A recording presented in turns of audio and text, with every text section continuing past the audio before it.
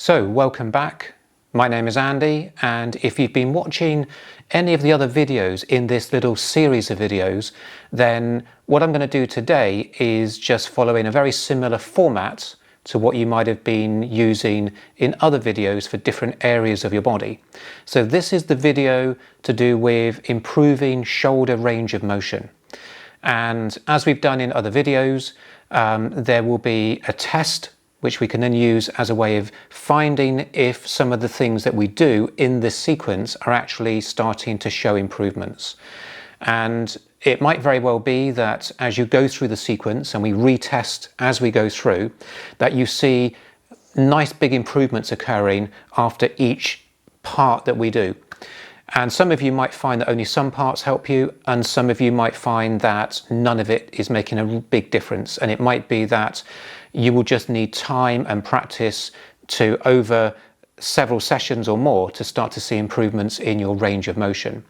And if you're still struggling, it might just tell us that there are deeper issues going on in your health which might be preventing you from getting improvements.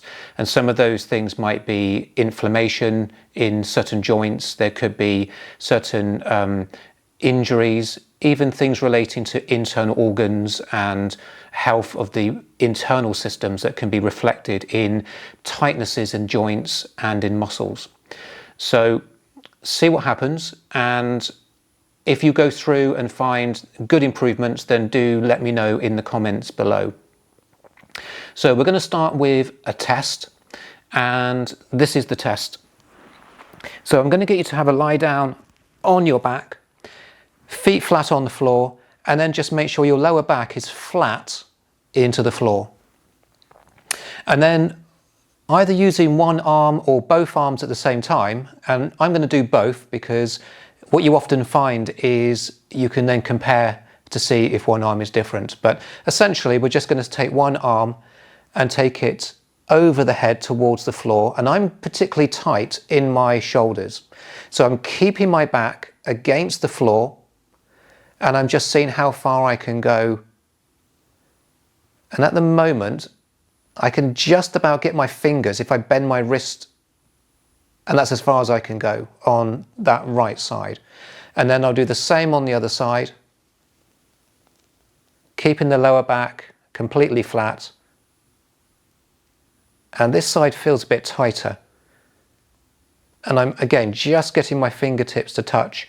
And then sometimes when you do both arms, you get a slightly different result. So I'm keeping my elbows locked out. And what's happening now is I can't get my fingertips to touch at all. So there we go. If I can get my fingertips to touch with both arms alongside the head, then that would certainly be an improvement for today. So that's where I am at the beginning. And the first thing we're going to do is we're going to go into a hands and knees position, which we're just going to go through a lot of the alignment points and just hold it for about 10 to 20 seconds. And this position will be used for the following two movements.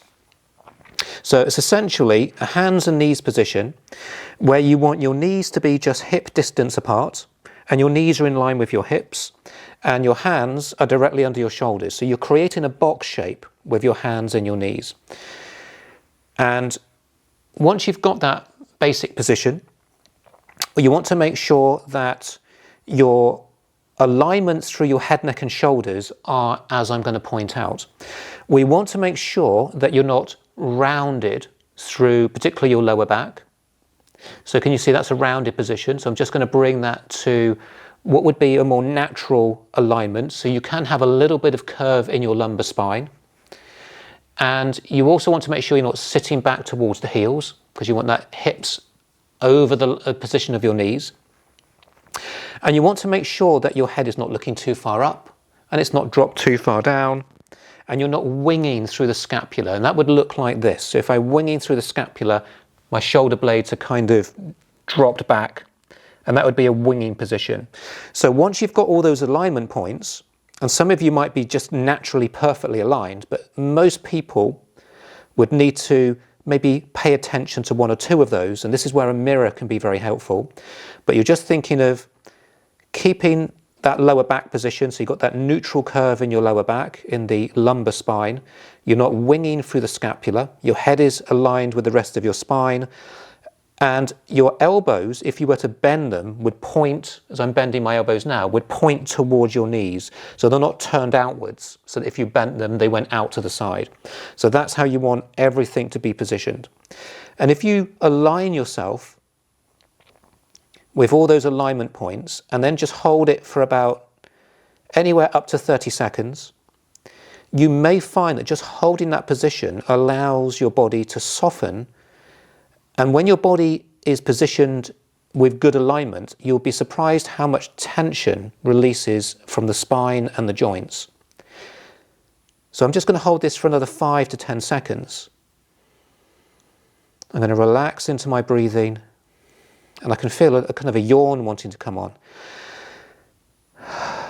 So that's my body kind of letting go of stress just by being in this position. And so then I'm going to just see if that's made a difference to my ability to do particularly the two arm position. So keeping my lower back into the mat, I'm just saying, is there any difference? And there is, because now I can get my fingertips to touch. And that is actually quite impressive, from just holding a position where we haven't really stretched anything or mobilized anything. We've just positioned the body with good alignment through the head, neck and shoulders, through the whole of the spine, into the pelvis. And that is often the first thing we want to do. We want to just let the body's brain just re-engage with proper alignment. So now we're going to go into the second position. So we come back into the hands and knees position with all the same alignment points. And what we do now is we take one hand away just slightly and just notice, does that shoulder tend to want to drop, or does it stay nicely positioned? And if it does want to drop, it means that you're not stabilizing that shoulder correctly. So you might just need to kind of just pay attention to keeping the shoulder positioned as you take the hands slightly away from the floor. And once we're in that position, the hand which is in contact with the mat or with the floor, you're going to push so that you're pushing your shoulder away, but without rounding through the back like I'm doing now. So you keep your sternum lifted and you keep all your alignments correct, but you push the hand away and then you lower back and you allow the scapula to retract. And then you push and you hold. So we're going to hold it for about 5 seconds. So 5, 4, 3, 2, 1. We lower, let the scapula retract, push, hold it for 5, 4, 3, 2, 1. And we do it a third time. Let the scapula retract. And then you're basically trying to push that arm a little bit further away from you, but keeping the sternum lifted and keeping your spine correct. So if you lose your spinal positioning and your alignments, then you're not doing this correctly. And then you can put the hand down and then swap over. So I'm making sure that I don't drop the shoulder on this right side, and then I retract into the scapula and then push, going a little bit further than I did when I was in natural alignment. 5, 4, 3, 2, 1. Go into retraction. So the scapula really retracts, and then protract, pushing the arm away from you, but keeping the spinal alignment. So 3, 2, 1. And then again, retract and push. 5, 4, 3, 2, 1, and then bring the hand down and then come out of that position. So then we're just going to retest.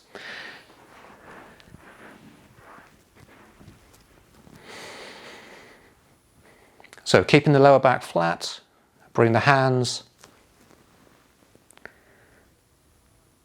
And so far that's really starting. So I'm now getting my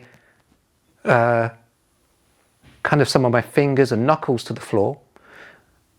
And so this really feels as if I'm getting easier into the position. So I think that the first position allowed me to go and get my fingers on the floor, and then this has taken it a little bit further. So the reason that the movement I've just done helped is that it was very much helping to activate the serratus anterior, which is a muscle that is, if it isn't firing properly, you don't have proper shoulder stabilizing, and a lot of other muscles around the shoulder will start to compensate and lock up, and that can restrict your range of motion. So essentially, by taking the weight onto one hand and then retracting and then pushing away, you're activating serratus anterior. When it starts to engage, you have better shoulder stabilizing, and when your shoulders are stable, lots of compensatory tensions will start to be able to release. But your body does not want to take an unstable shoulder through a big range of motion. So that is the reason for that particular movement. So the next movement in the sequence is to come back into your hands and knees position. So good alignments, everything the same. And I'm going to raise one arm at 45 degrees. And there's a particular way to do this. So just to make it clear, so that is straight in front. That would be coming straight up. This would be out at 90 degrees. So this is roughly somewhere in the middle at 45 degrees. And I have my elbow straight and I make a fist and the thumb is pointing upwards. And what I'm looking to do is to just raise the arm up as high as I can until it's alongside at body height, but I'm not looking to change the shape of my body. So if I show you this done incorrectly, if I try to bring the arm too high, can you see how I start to arch my lower back too much? So the idea is keep your alignment correct through the rest of your body, and if you can only raise it just a little bit, that's absolutely fine. So I'm going to raise it, and that's as high as I can go, and it's probably, it feels to me that it's just below the level of my body. We hold it for 5, 4, 3, 2, 1, and then we come back. And as I'm doing this, just put the weight on the other arm. I'm still feeling that this arm is actually getting a bit of fatigue from all the work that we did on the first movement. So I still feel like I'm activating serratus anterior. So we're going to do that 2 more times. So we come into position, 5, 4, 3, 2, and 1, and then coming back, take the weight off. So you put the weight equally on all 4 points just to make it a little bit easier. And by having this little rest in this kind of hands and knees position, you're reinforcing good alignment every time you come out and then have that pause before going back in for the next one. So that feels like I'm coming a bit higher now actually. So it's 5, 4, 3, 2, and 1, coming back, and then I can swap over. 5, 4, 3, 2, 1, coming back. So it's better to do it the way I'm showing you rather than alternating, because these little pauses are where the nervous system has a chance to kind of re-engage with the shoulder before then repeating it in the same pattern, in the same arm. So 5, 4, 3, 2, 1, and then coming back.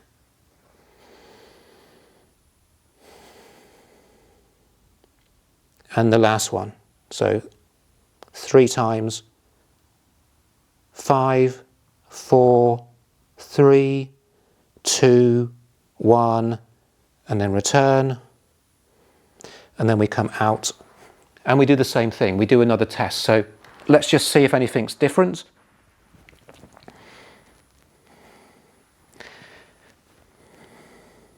So lower back is flat.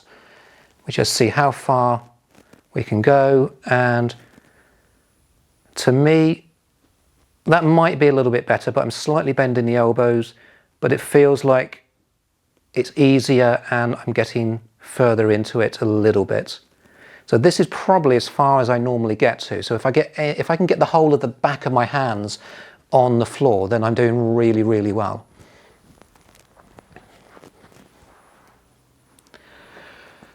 So the next movement is a breathing exercise, and it's a breathing exercise that helps to release the diaphragm. And so in a lot of cases, when you have limited range of motion through the shoulder, what we often have to do is release the thoracic spine, and it's all interconnected with the rib cage and the diaphragm. So this breathing exercise will help to release the diaphragm, and then we mobilize it with the movement afterwards. And what you'll find is that this often means that if your posture is very locked up in this upper torso and you're rounded a little bit, by releasing all of that, you can often get a much better range through your shoulder. So we'll see if that makes a difference for me. So the movement, or the breathing exercise, is to lie down on your back. So feet flat on the floor, hands just relaxed by your side. So I'm going to take in a moment a normal inward breath. I'm going to flatten my lower back into the mat, and when I breathe out, I'm going to breathe out through my mouth as much air as I possibly can, as quickly as possible. And once I've got as much air out as I can, to get even more air out, I'm going to hiss. And the idea is to hiss out as much extra air as you can. Once you've finished the hissing, you then pause your breath in the outward position for 5 to 10 seconds. And then when you release, that is the end of that breath, and you can repeat that 2 or 3 times. I'm just going to do it the once. So I breathe in, keeping my lower back against the floor all the time. Breathe in.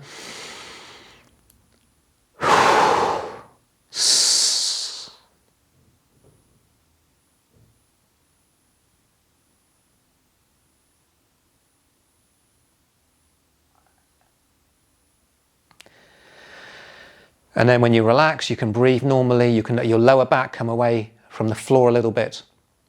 And I'm going to show you another option for this, which will take it a little bit more advanced if you feel ready for it. And the idea is to bring the arms of the palms up, keeping your lower back on the mat or on the floor. Just bring the arms out to shoulder level, and then just see how far you can keep the backs of your hands and the whole of your arms in contact with the floor as you bring them towards being alongside your ears. Now for me, that's as far as I can go. If I go any further, I start to end up lifting some of my arm off the floor. So this is where I would go to. And then I would do the same again. So I keep the lower back on the floor, breathe in.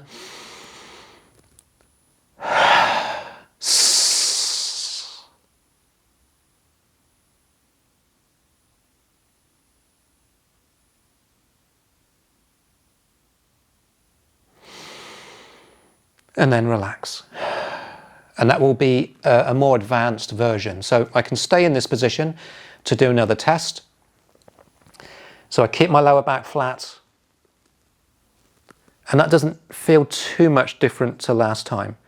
So that might be an indication that my diaphragm isn't a limiting factor. But certainly I'm getting all of the kind of this area of my knuckles on the floor. So we now move into something that's going to mobilize the thoracic spine. So for this, we're going to come into a position with the legs where one leg is across and one leg is down the side. So it's often referred to as a shin box because you're creating a box around you with your shins.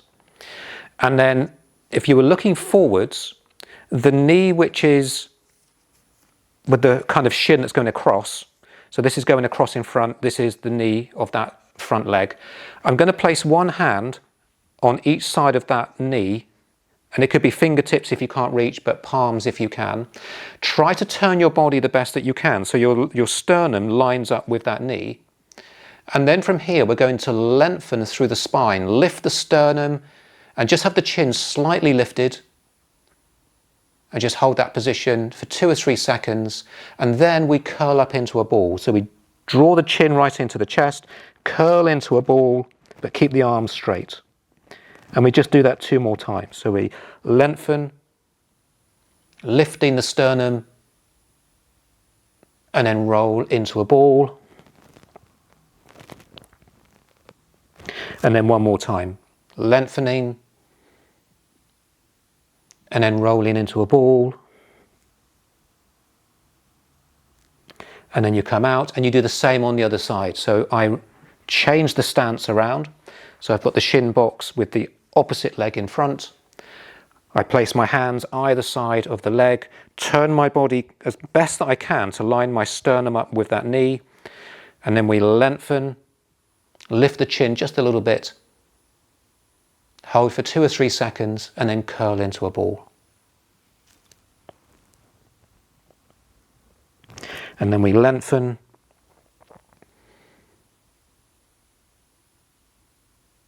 we curl back into the ball,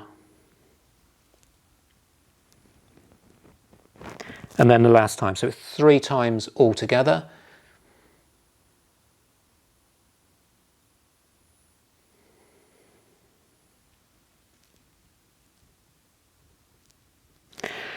And then you retest. So we're just seeing which movements are very useful and which ones don't. And so keeping the lower back completely flat.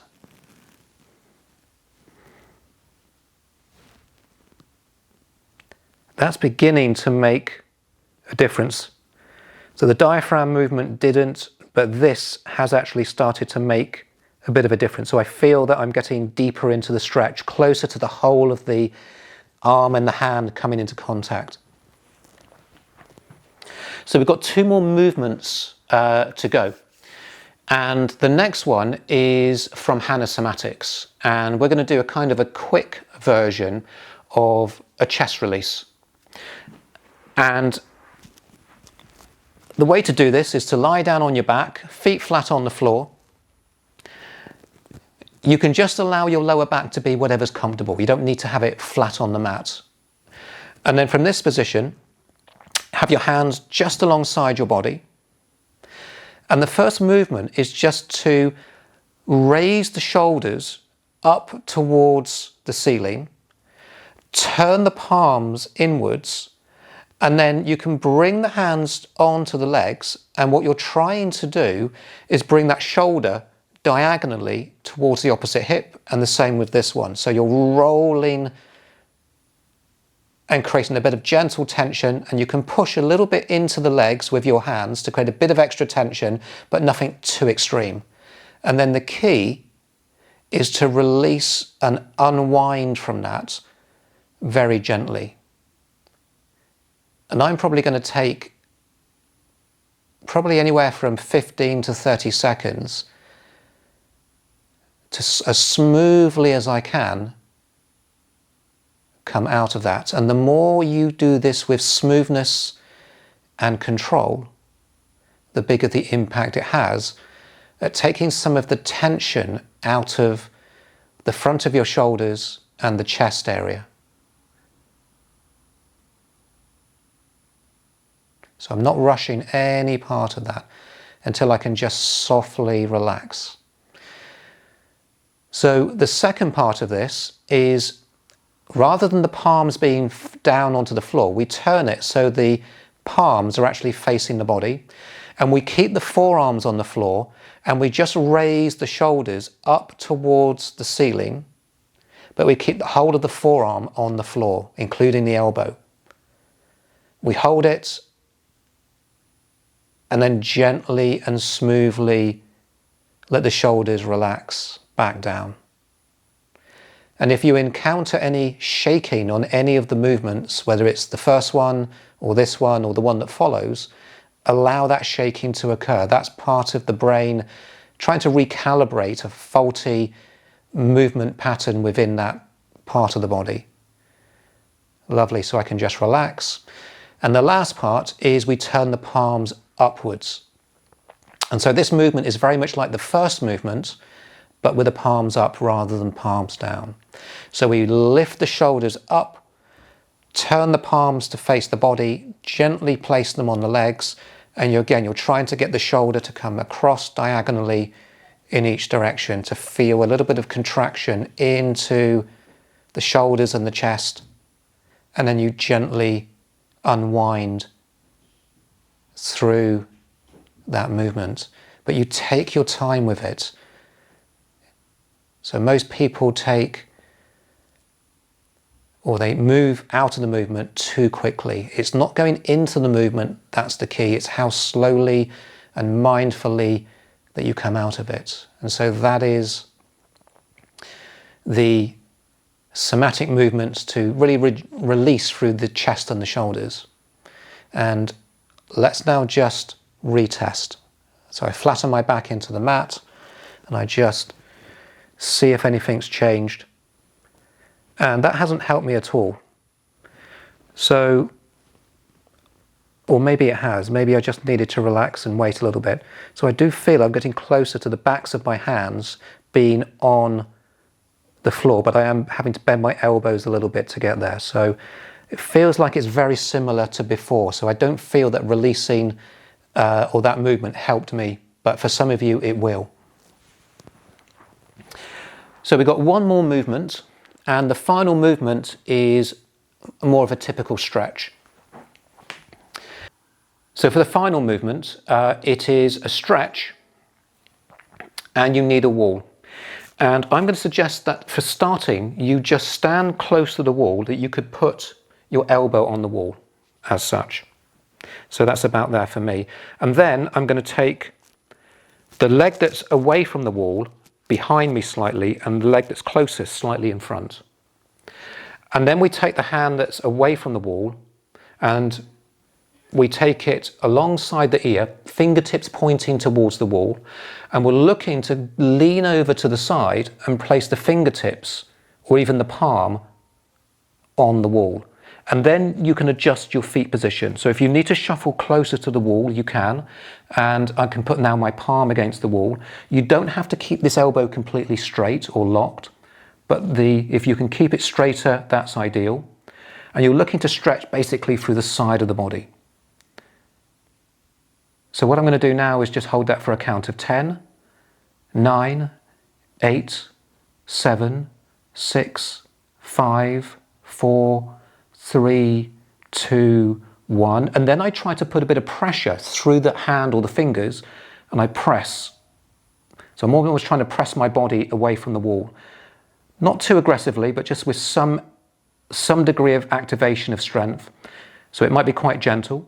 So 10, 9, 8, 7, 6, 5, 4, 3, 2, 1. And then take that away and then just hold it for another 10 seconds.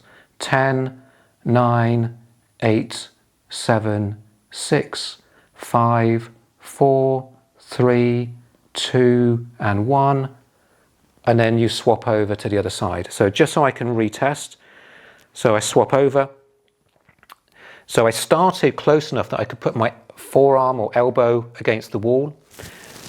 I took the leg that's on the outside slightly back and the leg that's on the inside is slightly forwards.